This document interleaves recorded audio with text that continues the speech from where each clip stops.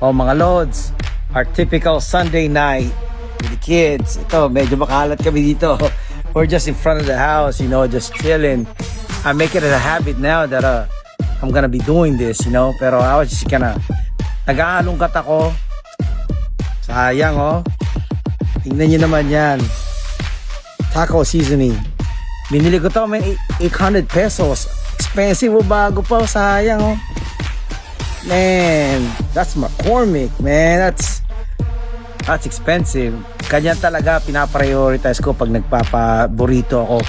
Lahat talaga original seasoning. Kaya ang sarap niya, malasa. Balik ko na kaya, no? Ano sa tingin niyo? Balik ko na ba yung burrito? Sayang lang, tingnan niyo. That's McCormick, man. For this thing right here, it's 800 pesos. Not bad. I was gonna be able to use this for a long time.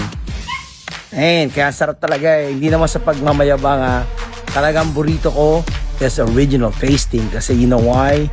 Kasi I use original stuff. Hindi ko yan tinipid. Mga lods, talagang pag nagluto ako, marami. Hindi lang marami. Original stuff. Best believe that. Nakita niyo naman dati sa vlog ko, di ba? But, anyways, sayang mo, 800 pesos. Oh my goodness. There you go. Bye-bye na. Bye. Next Bye. Bye. Bye-bye. Alrighty, fellas.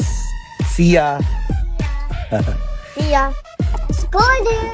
Yay.